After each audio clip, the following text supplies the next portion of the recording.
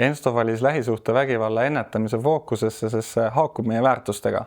Hoolimine, võrdsus ja jätkusuutlikkus. Meie inimesed on meie suurim vara ja nende heaolu on otseselt seotud turvalise ja avatud töökultuuriga. Selliste teemade tõstatamine näitab, et me oleme vastutustundlik tööandja ja meie tegevus ei piirdu ainult tootmisega, vaid panustame ka ühiskonna arengusse.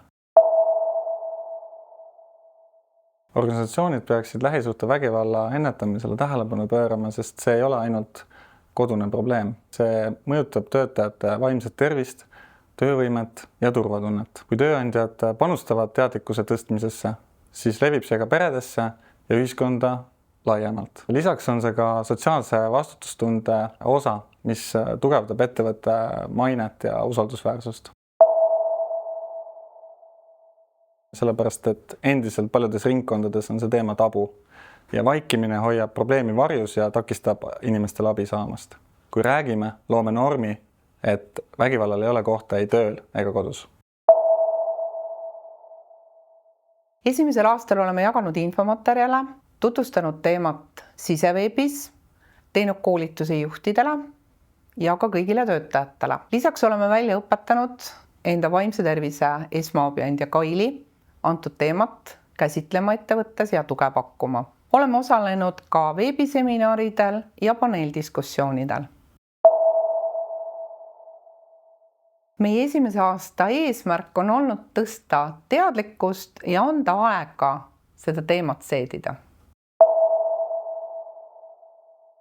Kui me tööandjate algatusega liitusime, tuldi kõige rohkem töö juures, sõprade ringis, pereringis küsima, et kas meil on probleeme sellega, kas minul on sellega probleeme ja kui suur probleem see üldse on ühiskonnas. Mida aeg edasi, seda vähem on tegelikult selliseid imestusi tulnud ja pigem on selle teema arutusega kaasa tuldud.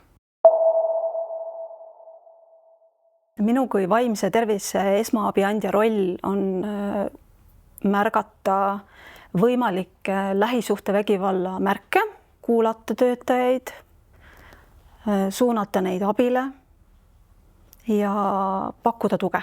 Üks hooliv vestlus võib päästa elu. Märka, kuula ja toeta.